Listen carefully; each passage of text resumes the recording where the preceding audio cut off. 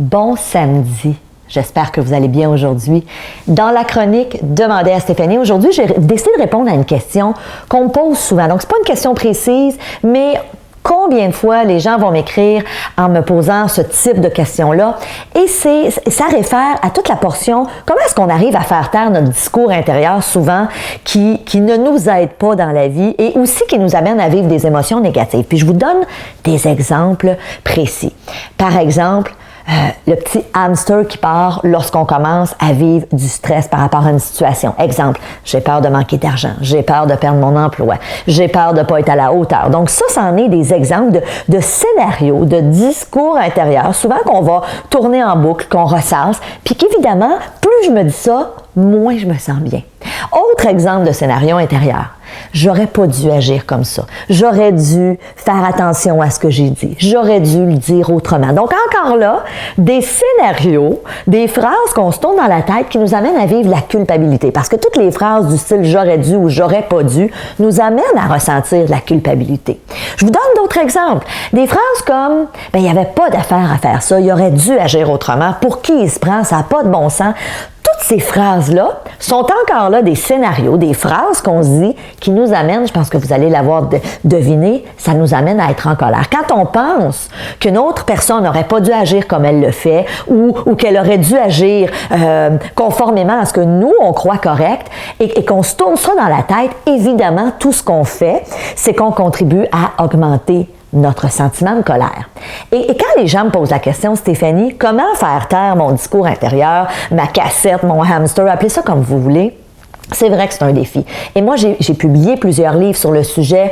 Mon premier livre, Émotion quand tu nous tiens, c'est exactement de ça que je parle. Mon livre Pour mieux vivre avec le stress. Donc, je vous donne des outils pour être en mesure de faire taire le discours négatif, mais ce qu'il faut savoir, c'est il faut en prendre conscience. Il faut réaliser que plus l'émotion négative monte, et quelle qu'elle soit, qu'on parle de culpabilité, de colère, de découragement, de dévalorisation, toutes ces émotions-là, elles proviennent de l'intensité avec laquelle vous allez vous répéter ces scénarios-là, ces discours-là. Puis des fois, mon Dieu qu'on est bon pour se tourner ça dans la tête et veut pas, plus on alimente le scénario, plus l'émotion monte. Donc, étape numéro 1 qui est super importante, faites cette prise de conscience-là aujourd'hui de réaliser si j'arrête d'alimenter mon discours intérieur, si j'arrête et si consciemment je me dis là, ça va faire.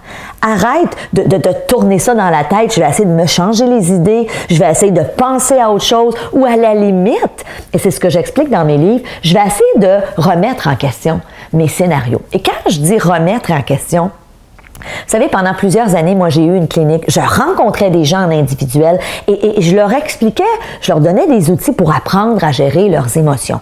Et l'approche avec laquelle j'ai travaillé pendant des années, c'est une approche dans laquelle j'ai étudié. C'est une approche cognitive comportementale qui s'appelle l'approche émotivo-rationnelle. Et cette approche-là, ce qu'elle dit, c'est qu'à partir du moment où je suis capable d'identifier c'est quoi les phrases qui m'amènent toujours à une émotion X? Donc, c'est quoi, par exemple, les phrases qui m'amènent à toujours me mettre en colère?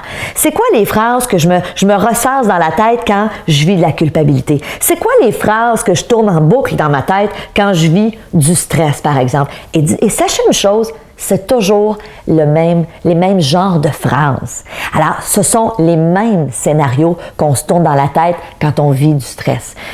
C'est sûr, des fois, ça va dépendre de la situation, mais c'est toujours des phrases qui ressemblent, par exemple, à « j'ai peur d'une telle situation, j'ai peur de ne pas être à la hauteur, j'ai peur de manquer d'argent, j'ai peur de décevoir ». Donc, il y a toujours la notion de peur qui est liée à l'émotion du stress, mais il y a aussi une autre notion, c'est la notion d'impuissance. J'ai peur de quelque chose, mais en même temps, je me dis que si ça arrivait, ce serait l'enfer, ce serait une catastrophe. Donc, ça, c'est pour l'émotion stress. Mais dites-vous une chose, pour chacune des émotions que vous vivez, il y a des phrases qui sont toujours les mêmes, qui reviennent dans votre tête. Et ça, vous devez être en mesure de les identifier. Alors, étape 1, je prends conscience que c'est mes scénarios qui alimentent mon émotion. Étape 2, j'essaye d'identifier qu'est-ce qui se passe quand, par exemple, je suis en colère. Qu'est-ce qui se passe quand je me sens coupable? Et j'essaie idéalement de noter c'est quoi là? Au moment où je ressens l'émotion, au moment où l'émotion est à son plus fort, qu'est-ce qui se passe dans ma tête? Et là, je vous le dis, prenez en note ces phrases-là. Et faites le test, vous allez voir, à chaque fois, c'est à peu près le même type de phrase qui se promène dans votre tête. Et à partir de là, c'est là que je peux commencer à remettre en question, à confronter. Moi, j'appelle ça la confrontation des idées. C'est là que je suis en mesure de dire, attends une minute là, si je continue à me dire ça, je me sentirai pas bien, je vais augmenter l'intensité de mon émotion, mais si j'arrive à changer mon discours intérieur, si à force de travailler sur moi, parce que c'est du travail, c'est pas une formule magique, mais si je travaille sur moi, si j'arrive à changer mon discours aliénant, automatiquement, je vais changer mon émotion. Alors, évidemment, il y en a qui vont me dire, oh, mais Stéphanie, c'est le travail d'une vie que de changer nos scénarios puis de faire taire notre petite voix. Puis vous avez raison. Je suis pas en train de dire que c'est toujours facile, mais sachez une chose, c'est possible de le faire. Moi, j'ai aidé beaucoup de gens qui, dans les premières rencontres, par exemple, avec moi, vivaient énormément de colère ou énormément de stress. Mais qu'avec le temps, lorsqu'on a commencé à leur faire prendre conscience de leur scénario, de leur discours, et qu'on a commencé à les aider à changer leurs phrases, leur scénario, le niveau de colère ou de stress a drastiquement diminué. Et ça, chacun et chacune d'entre vous, vous pouvez le faire. Alors écoutez, j'ai envie de vous dire, premièrement, c'est samedi, donc profitez de la vie, mais aussi, commencez à prendre la décision de faire ce travail-là. Identifiez c'est quoi les émotions que je vis le plus souvent. Et quand je parle d'émotions, les émotions négatives, bien sûr, parce que c'est sur celles-là qu'on veut avoir de l'impact, c'est sur celles-là qu'on veut travailler. Hein, moi, je le dis souvent, quand on a du plaisir, quand on est heureux, quand on est joyeux, on ne veut pas changer ça.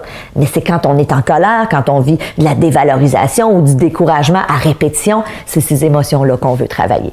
Alors, j'espère que ça aura répondu à beaucoup d'interrogations que vous m'envoyez souvent comme questions. J'ai envie de vous dire bon samedi. Profitez de la vie, c'est samedi, c'est le temps d'avoir du fun. Et moi, je vous dis merci d'être là. Puis on se voit mercredi. Salut!